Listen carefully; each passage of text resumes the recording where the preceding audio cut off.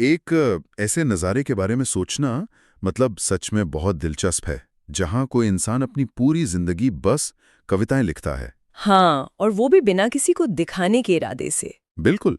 मतलब वो उन्हें किसी डायरी के पन्नों पर लिख रहा है या किसी रफ नोट पैड पर या बस पुरानी कॉपी के पीछे दर्ज कर रहा है, लेकिन दुनिया को दिखाने के लिए नहीं।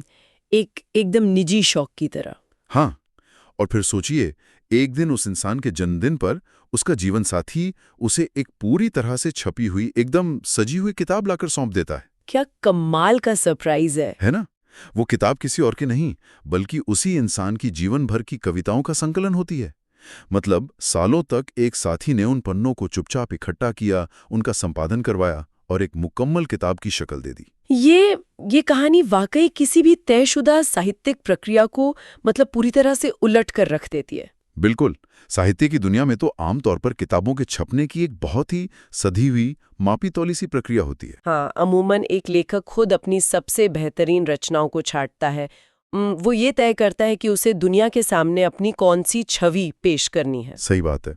लेकिन आज हम जिस बेहद खास स्रोत का जिस किताब का विश्लेषण करने वाले हैं, उसकी कहानी पूरी तरह से अलग है। क्योंकि जब ये छांटने का काम कोई और करता है तो किताब का पूरा मिजाज ही बदल जाता है। एकदम सही कहा।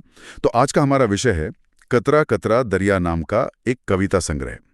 ये 2014 में उत्तर प्रदेश के गाजीपुर जिले से प्रकाशित हुआ था। हाँ, और ये किताब शायर सरफराज अहमद आसी की शायरी का संकलन है, जिसे उनकी पत्नी शगुफ्ता जहां ने तैयार किया। एक इंसान जो जीवन भर अपने ख्यालों को पन्नों पर उतारता रहा और उसके सबसे करीबी इंसान ने उन मोतियों को पिरोकर एक पूरा हार उसके सामने रख दिया। मुझे तो ये विचार बहुत सिनेमाई लगता है। सिनेमाई होने के साथ साथ ना, ये एक मनोवैज्ञानिक स्तर पर भी बहुत दिलचस्प है। वो कैसे?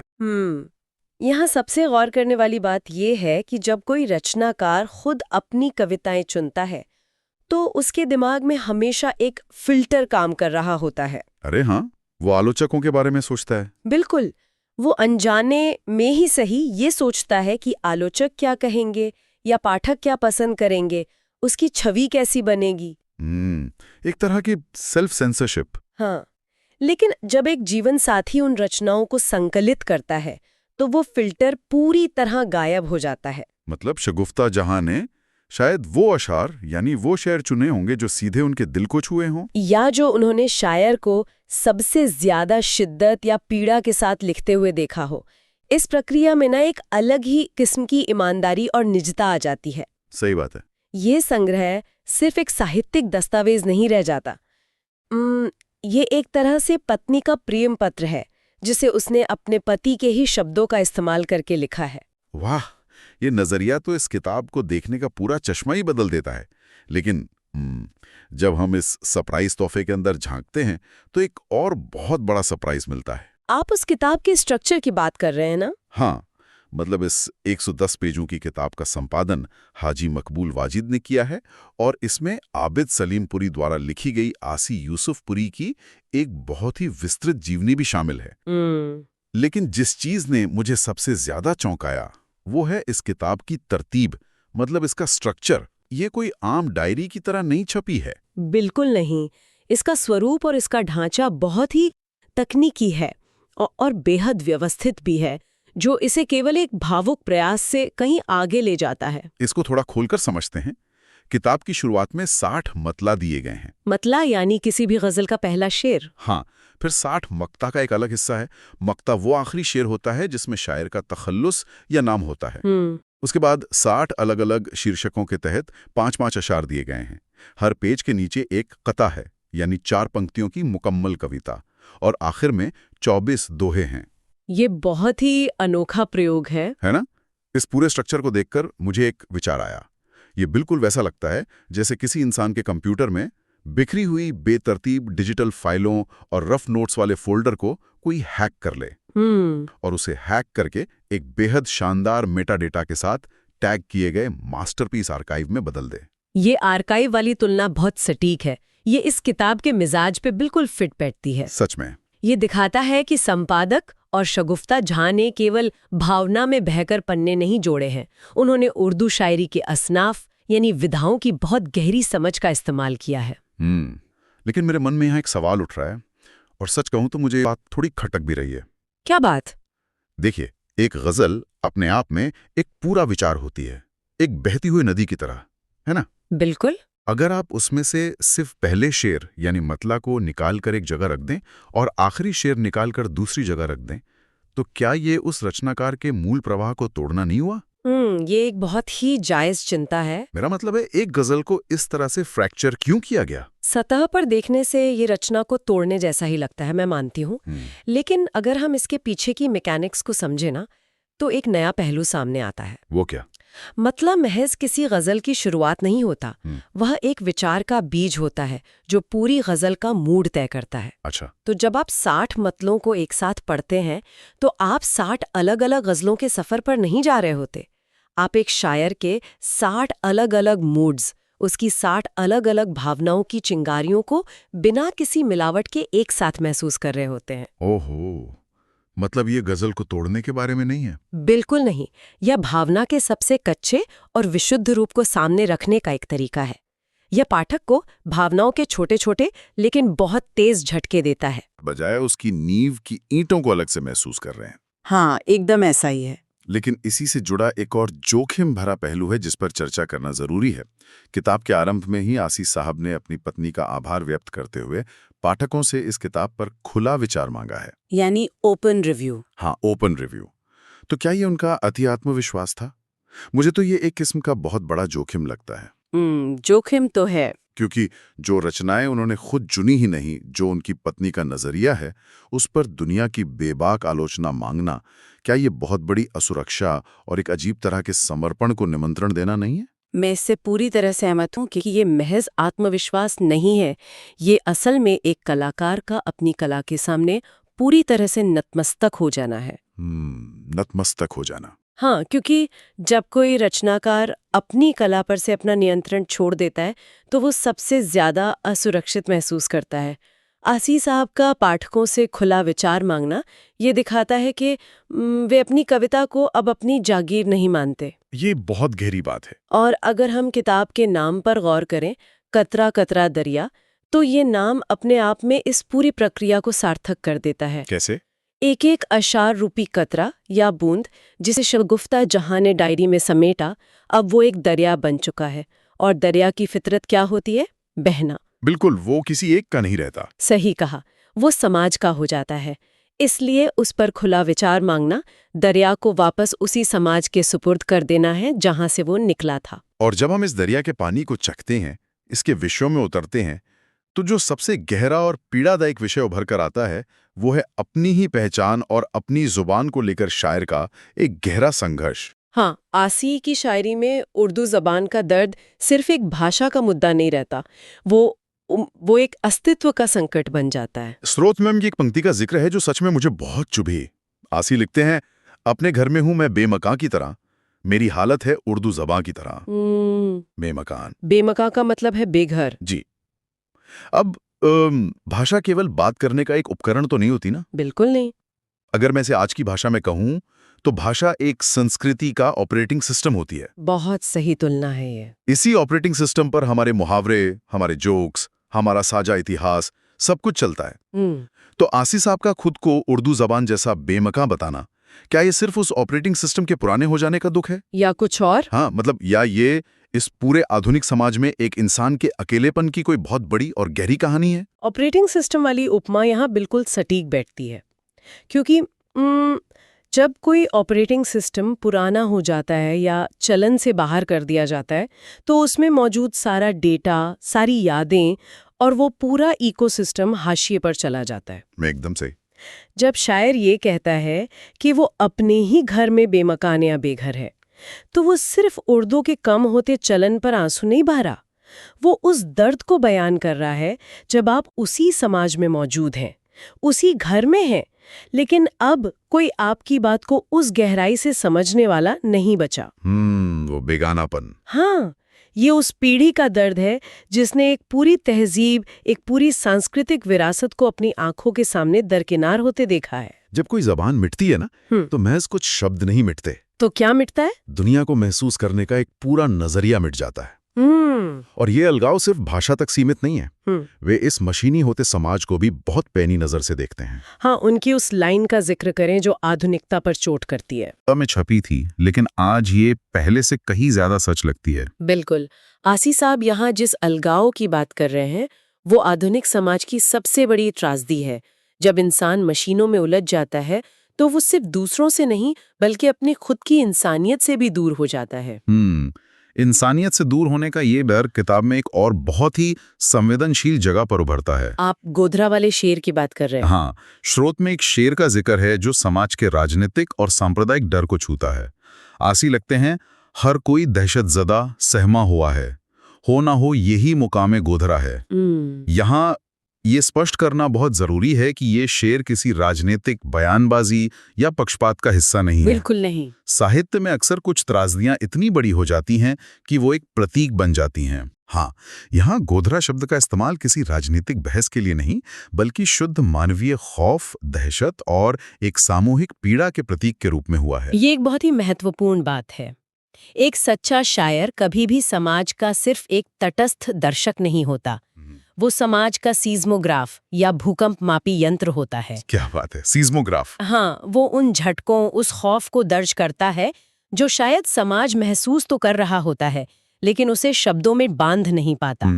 चाहे वो भाषा के खोने का डर हो, मशीनों के बीच इंसान के अकेलेपन का डर हो, या समाज में फैली किसी अनजानी दहशत का खौफ हो, ये सब उसी यथार्थ का हिस्सा है जिसमें आसी जी रहे थे। वे इन सच्चाइयों से आंखें नहीं चुराते। समाज और अस्तित्व के इस व्यापक और कुछ हद तक डरावने सच से आगे बढ़ते हुए जब हम आसी की शायरी के और भी निजी पहलुओं में जाते हैं तो जमीनी सच्चाई की जो परतें खुलती हैं वो सच में बहुत झकझोरने वाली हैं। हाँ, खास तौर पे जब बात गुर्बत यानी गरीबी और एक इंसान की गरिमा की आती है। बिल्कुल। किताब में माँ को लेकर उनकी आस्था बहुत साफ दिखती है। वे लिखते हैं, मेरी शोहरत, ये मेरी कामयाबी है, जो कुछ भी मेरी माँ की दुआ है। ये एक बहुत ही पवित्र भावना है। हाँ, लेकिन इसके तुरंत बाद जब वो गुर्बत पर आते हैं तो वे कोई रोमानी आवरण नहीं ओढ़ते। उनका एक शेर है, एक मिट्टी का खिलौना भी न दे पाया कभी, मेरे बच्चों की खुशी मेरी गरीबी खा गई। इस पंक्ति में एक बहुत ही भारीपन है, एक मिट्टी का खिलौना। ये शेर सचमुच सीने में चुभता है, इसमें कोई बनावट नहीं है।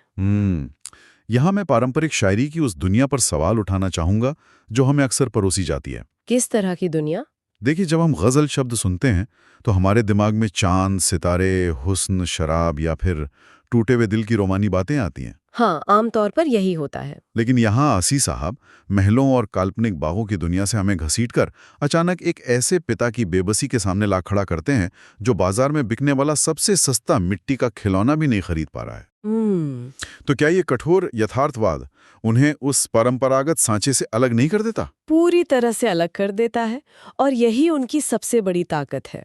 उर्दू शायरी में रोमानियत की एक बहुत लंबी और समृद्ध परंपरा है। जहाँ गरीबी को भी अक्सर एक महान सूफी संघर्ष की तरह महिमा मंडित कर दिया जाता है। लेकिन आसी उस छलावे को तोड़ देते हैं। एक मिट्टी का खिलौना कोई बहुत कीमती चीज नहीं है, लेकिन जब एक पिता वो भी नहीं दे पाता तो ये सिर्फ उसकी आर्थिक तंगी नहीं है, ये एक इंसान के आत्मसम्मान, उसकी गरिमा पर सीधा हमला है। सही बात है। कथा अनुभाग में जहां हर पन्ने के नीचे 4 पंक्तियां दी गई हैं, ये दर्द बार बार उभरता है। आसी दिखाते हैं कि एक आम इंसान अपनी जिम्मेदारी और अपनी जेब के खालीपन के बीच हर रोज कैसी जंग लड़ता है। इस तरह का यथार्थवाद गजल को आसमान से उतारकर सड़क की कड़कती धूप में ला खड़ा करता है। और ये बात मुझे इस किताब के सबसे हैरान करने वाले हिस्से की तरफ ले जाती है। भावनाओं के इस नंगे यथार्थवाद को व्यक्त करने के लिए आसी खुद को सिर्फ उर्दू गजलों, कतों या रुबाइयों तक ही सीमित नहीं रखते। हाँ, आखिरी हिस्से में जो बदलाव आता है। बिल्कुल। जब हम इस किताब के आखिरी हिस्से में पहुंचते हैं तो वहां एक बहुत ही गहरा और सच कहूं तो आश्चर्यजनक बदलाव देखने को मिलता है। वो आखिरी हिस्सा पूरी किताब के शिल्प और मिजाज को एक नई दिशा दे देता है। किताब के अंत में 24 दोहे दिए गए हैं। अब जो लोग हिंदी साहित्य की पृष्ठभूमि से नहीं हैं, उनके लिए दोहे का मतलब समझाना जरूरी है। हाँ, दोहा सिर्फ एक फॉर्मेट नहीं है। बिल्कुल। इसे किसी व्याकरण की किताब की तरह देखने के बजाय एक धड़कन की तरह महसूस किया जा सकता है। दोहे की एक बहुत ही कसी हुई गणित होती है। 24 मात्राओं का रिदम। हाँ, 24 मात्राओं का रिदम, जहां 13 और 11 की लय पर एक ठहराव आता है। कबीर, रहीम, तुलसीदास, ये उनकी आवाज है। एक ऐसी विधा है जिसमें कोई शाही दिखावा नहीं होता। ये सीधे गांव की चौपाल और मिट्टी की बात करती है। आसी के दोहों में अध्यात्म और समाज का वर्णन है। स्रोत से वो उदाहरण याद है आपको? हाँ, स्रोत से एक बहुत ही खूबसूरत उदाहरण है। मन मैला धोया नहीं, तन पर मले अबीर। आसी जो मन धो लिया, हुआ वो सच्चा पीर। जो मन धो लिया हुआ वो सच्चा पीर। यहाँ पीर शब्द का इस्तेमाल जो सूफी परंपरा से आता है, और अबीर शब्द जो होली और हिंदू परंपरा का हिस्सा है, उनका एक दोहे के अंदर संगम बहुत ही अद्भुत है। बिल्कुल।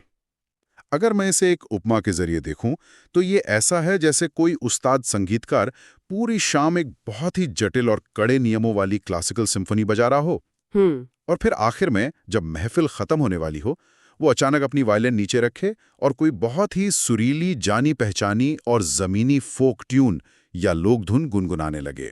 बहुत ही सुंदर तुलना है ये। तो उर्दू के एक पक्के शायर का, जिसने पूरी किताब में गजल के कड़े अरबी फारसी नियमों का पालन किया है, उसका अचानक इस ठेठ हिंदी विधा की तरफ मुड़ जाना, इसके पीछे क्या वजह हो सकती है?